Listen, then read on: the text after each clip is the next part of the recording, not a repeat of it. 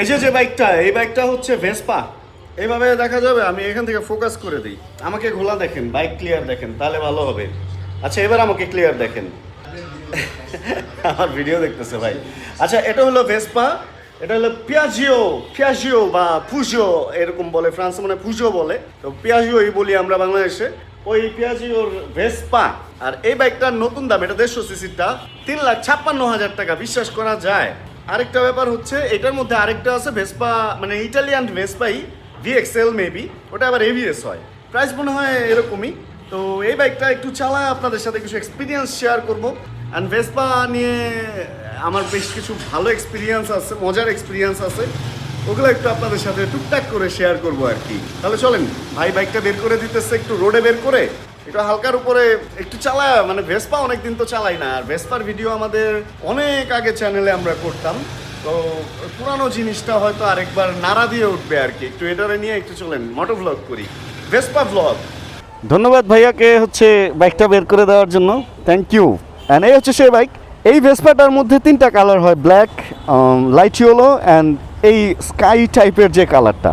And আমার যে একদম চালানো হয় না এই বললে ভুল হবে, আসলে এই বাইক চালায় আমি অনেক দূরে গেছি, যেমন আমি ঘোড়াশাল বা ওই দিকের এক জায়গায় গেছিলাম। আর এই বাইকটা 4000 কিলোর, অসু ভাইয়ের এখানে আছে। অ্যান্ড এই ক্র্যাশ গার্ডটা বা এই বাম্পার রডটা হয়তো পরে লাগানো হয়েছে। অ্যান্ড ঢাকা মেট্রো ল, তার মানে হচ্ছে জি এই যে একটু সামনে ওই যে ওখানে। আচ্ছা, এটা হলো ঢাকা মেট্রো ল, সেহেতু এটা 150 সিসি। হ্যাঁ ভাই, বাম্পার লাগানো, হ্যাঁ এই জিনিসগুলো মনে হয় পরে লাগানো হয়েছে। আর এমনিতে হচ্ছে পেছনে যে বসবে তার জন্য এখানে পা রাখার, বাট এই ফুল সেট আপটাই ওনারা সম্ভবত পরে চেঞ্জ করে নিছে, এরকম থাকে। আমি এর আগে যে দেখছি এখানে পেছনে পা রাখার জন্য ব্যবস্থা আছে, বা এখানেও পেছনে পা রাখতে পারবে, আর সামনে যে বসবে সে তো এদিকে আরামে পা রাখতে পারবে। অনেকে এখানে কার্পেট করে নেয় যাতে বাইক ময়লা না হয়, সেই অ্যানালগ ফিলটা আছে। এখানে ছোট্ট একটা ডিজিটাল ডিসপ্লে আছে। অ্যান্ড এটার মধ্যে যেই হেডলাইট, এটা হ্যালোজেন আসে, এখানে বদলে আপনি এলইডি বাল্বটা লাগাইতে পারবেন। স্মার্ট লুকসের PIAGGIO ফুজিও, বাট আমরা বলি পিয়াজিও এই ভেসপা। অ্যান্ড এটা কিন্তু সরাসরি এখনও পর্যন্ত ইটালিতেই তৈরি হচ্ছে। রানার বাংলাদেশ হচ্ছে এটা বাংলাদেশে আনছিল। দুজন বসে শান্তিতে আরামেই চালানো যায়। এর আগে আমি যেটা চালাইছি ওটা 125 সিসি ছিল। আজকে 150 সিসির মজাটা আমরা ওয়ান মোর টাইম নেওয়ার ট্রাই করব। এখন কথা হলো, এই ভেসপা এটা কারা চালায় এবং এই ভেসপার ব্যাপারটা আসলে কি। ভেসপা ক্লাব বাংলাদেশের সাথে আমার খুব ভালো একটা সম্পর্ক, তাদের বিভিন্ন ইভেন্টেও আমি যাই। আর আচ্ছা, এটা কি চালু হইল? ওকে, ফুয়েল উঠছে, এখানে ফুয়েলের গজ আছে, ঘড়ির টাইম অ্যান্ড শিপ 1 দেখাইতেছে। সুইচ কই, মুড এখানে, ও ইয়ে, টোটাল 4300 কিলো চলছে। আর এটা হচ্ছে স্পিড 120 পর্যন্ত এখানে শো করতেছে। স্টার্ট দেওয়ার জন্য স্টার্ট দিয়ে জাস্ট ব্রেক ধরলেই হবে, অথবা ব্রেক ধরে স্টার্ট দিলেই হবে। অ্যান্ড অল্প পর্যন্ত আপনি থ্রটল করতে পারবেন, এর চেয়ে বেশি যদি দেন তাহলে এটা সামনের দিকে এরকম রওনা হবে। বাম হাতে পেছনের ব্রেক, অ্যান্ড ওটার সাথে কম্বাইন সামনেরটাও হালকা ধরে। আর ডান হাতে হচ্ছে শুধুমাত্র সামনের ব্রেক। বেশ স্মার্ট লুকিং গ্লাস, মানে ভিজিবিলিটি সুপার নাইস। অ্যান্ড আমি এটার মধ্যে হ্যালোজেন ছাড়াও আমি এলইডি লাগানো দেখছিলাম, আলোটা এত সুন্দর ছড়ায়। তাহলে চলেন আমরা একটু ছোটোখাটো করে একটা রাইড করি অ্যান্ড কথাটা বলি।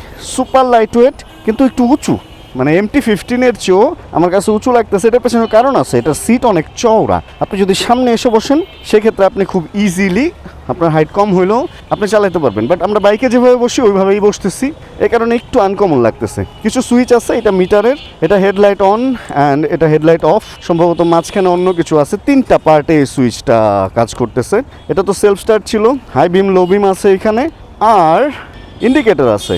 ওকে, খুব স্মুথ, মানে ইটালিয়ান যে ছোঁয়া ওটা পুরাই আছে। অ্যান্ড এখানে হচ্ছে হর্ন, অ্যান্ড এটা সম্ভবত চোখ, এছাড়া আর তেমন কিছু নাই। সিটের নিচে বেশ বড় জায়গা আছে, এখানে কিছু একটা আছে, মানে মেশিন টেশিন হয়তো এখান থেকে খোলা যায়। তো এত ডিটেলে আমরা যাব না, আমরা জাস্ট চালাবো একটু, এতটুকুই। আর ভেসপার যে ব্যাপারটা, 60-এর দশক থেকে বাংলাদেশে ভেসপার একটা বড় ফ্যান বেজ আছে, যেটা হচ্ছে ইটালিয়ান ভেসপা। তারপরে LML অ্যান্ড অন্যান্য অনেক রকমের ভেসপা টাইপের বাইক আসছে। এখন যেমন স্কুটারগুলো আছে, প্রায় সব ব্র্যান্ডেরই কিন্তু স্কুটার আছে। কিন্তু ওই ইটালিয়ান ভেসপার একটা ব্যাপার এখনো পর্যন্ত কিন্তু রয়ে গেছে, তাই না? ওই জের ধরে ভেসপা ক্লাব বাংলাদেশ বা এরকম আরও 1-2টা গ্রুপ আছে যারা হচ্ছে ভেসপা ওই পুরানোগুলাকে আবার রিবিল্ড করে চালাইতেছে এবং তারা মোটামুটি সারা বাংলাদেশ দাপিয়ে বেড়াইতেছে এবং বিভিন্ন বড় বড় ইভেন্টও করতেছে। তো ওইটা এক জিনিস। ওইখান থেকে যারা আবার একটু আধুনিক চিন্তা ভাবনার বা একটু ইজি লাইফ পছন্দ করেন তাদের জন্য ইটালি কি করছে, এই ভেসপাগুলো আবার অটো গিয়ারে নতুন করে বানায় দেন মার্কেটে ছাড়ছে, যাতে এই ভেসপার ব্যাপারটা থেকে যায়। অ্যান্ড এটা ভাই একটা অন্যরকম প্রশান্তি। এইটা যারা চালায় বা ওই ভেসপাও যারা চালায়, তো এটা একটা নেশা আসলে। এই নেশা থেকে বের হওয়া কঠিন।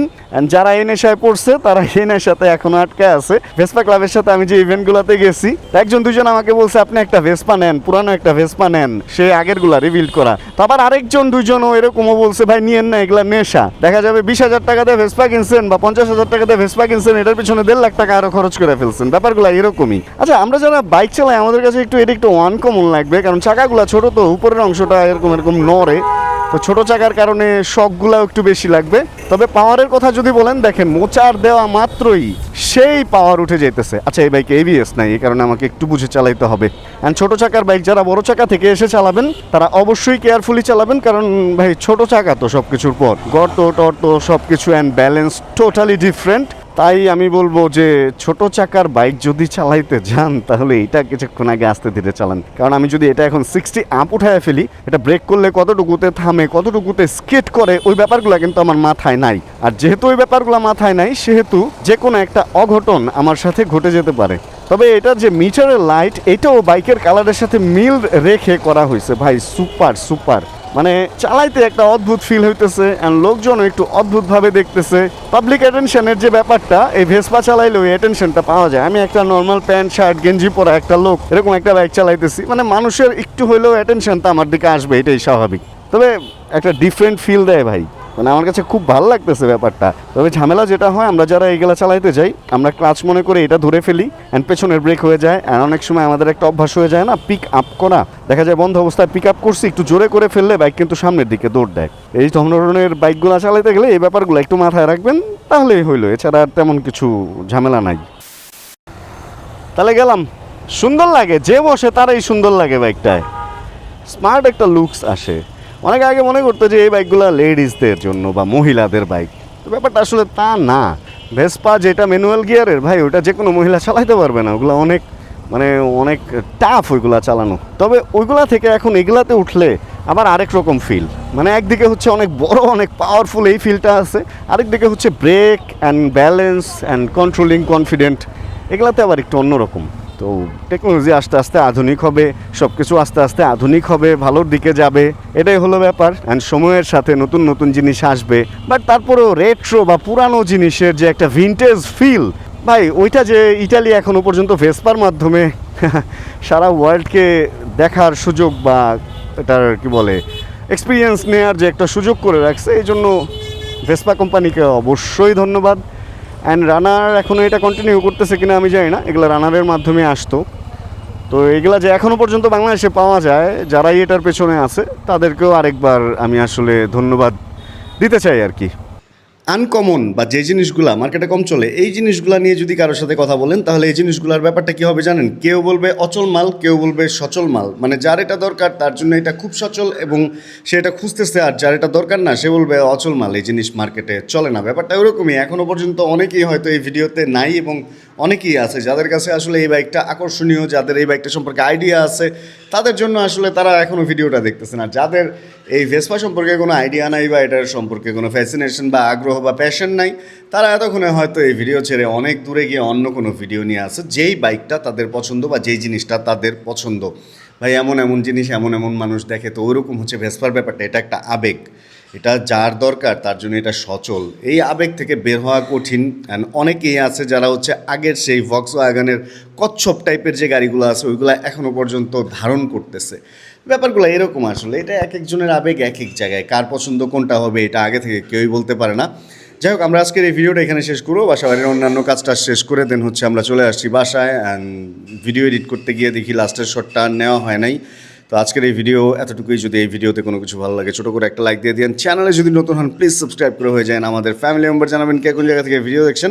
অ্যান্ড যতক্ষণ পরবর্তী ভিডিও নিয়ে আবার আমি না আসতেছি, ততক্ষণ ইনশাআল্লাহ আমরা থাকবো সুস্থ এবং করতে থাকবো চিল ইনশাআল্লাহ। Chill bro. Check the mic and make sure it sound right, boys.